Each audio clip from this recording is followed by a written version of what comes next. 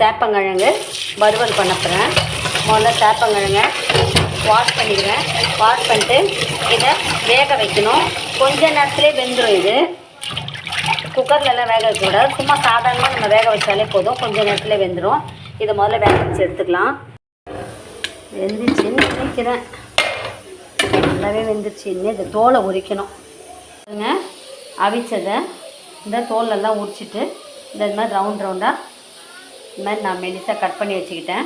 இனிமேல் இதில் சால்ட்டு போடணும்.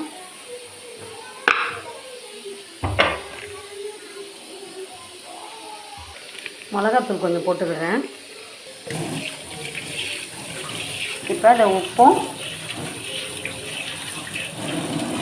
மிளகாத்தூளும் போட்டு மிக்ஸ் பண்ணி வச்சாச்சு. அப்படியே ஊற வேண்டியது தான். ஊறின பிறகு எண்ணெயில் போட்டு வறுத்துற வேண்டியது தான். சூடாயிடுச்சு. இதை அப்படியே எண்ணெயில் போட்டு டீப் ஃப்ரை பண்ணிட வேண்டியது தான்.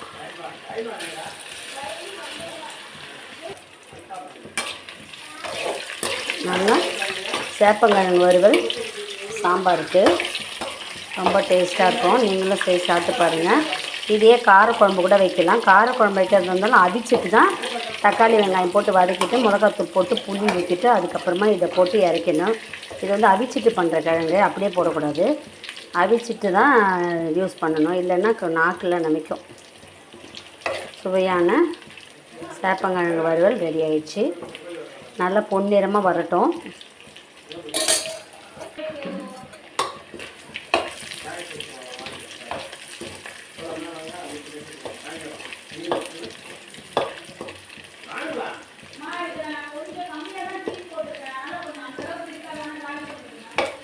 நீ சாப்பிட்டியா?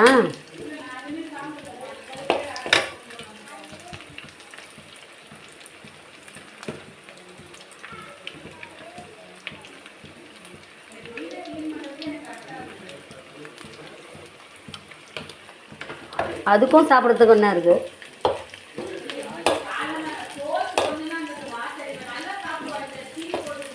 ம்